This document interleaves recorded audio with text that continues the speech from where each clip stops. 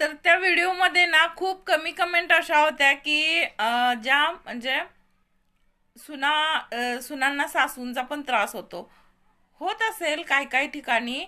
पण बऱ्याच ठिकाणी असं बघायला मिळतंय की आजकाल सुना काहीच ऐकून घ्यायला तयार नाहीत.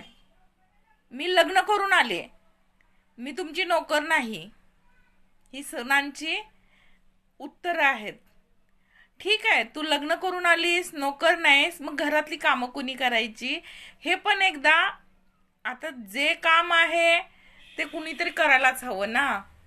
मग आता सासूला जर होत नसेल तर मग घरातली कामं कुणी करायची हा पण प्रश्न आहे ना. तर हा समंजसपणानं प्रत्येक गोष्ट जर समजून घेतली तर ह्यातनं काहीतरी मार्ग निघेल. माझा दोष नाही, माझा दोष नाही. त्यात एका ताईंची खूप छान कमेंट होती. त्या म्हणाल्या मला 2 सुना आहेत पण खूप चांगल्या आहेत, मला लेक नाही, त्या सुनाच माझ्या लेकी आहेत. तर खरंच इतकं छान वाटलं की सांगायला नको, इतकं छान वाटलं. असं सगळ्यांचं आयुष्य असतं ना तर किती बरं झालं असतं. दुःख म्हणजे काय कुणालाच कळलं नसतं आणि देवाची आठवण पण झाली नसती. म्हणूनच की काय, आपल्याला देवानी थोडंफार दुःख दिलंय. कारण आपण ज्या ज्या वेळी दुःखात असतो त्या त्यावेळी फक्त देवाचं नाव घेत असतो, देवाचं नामस्मरण करतो त्यातून सुटका होण्यासाठी. आणि करायला पण पाहिजे, कारण फक्त आपण देवाचं नाव घेतो म्हणजे आपल्या मनात जी काय सकारात्मक ऊर्जा आहे ते निर्माण करतो आणि पॉझिटिव्ह विचार करतो. त्यातच आपल्याला ते त्या दुःखातून निसटायचं बळ मिळतं, ताकद मिळते.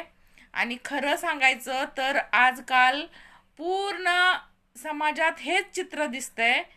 एखाद दुसरा टक्का म्हणजे सुनांना सासू सासऱ्यांची कदर आहे, खूप जास्त त्या चांगल्या आहेत. पण फक्त 1-2% बरं का. पण जास्तीत जास्त 99% लोक, 99% सुना ह्या सासू सासऱ्यांच्या विरोधातच आहेत. आता परवाचंच एक उदाहरण सांगते तुम्हाला. आमच्या इथलीच एक म्हणजे तिचा मुलगा पुण्याला असतोय, मग त्याचं लग्न होतं, त्यानं लव्ह मॅरेज केलं. लव्ह मॅरेज केल्यानंतर ही बिचारी आई आई आणि वडील दोघंही गेलेले, लग्नासाठीच गेलेले फक्त.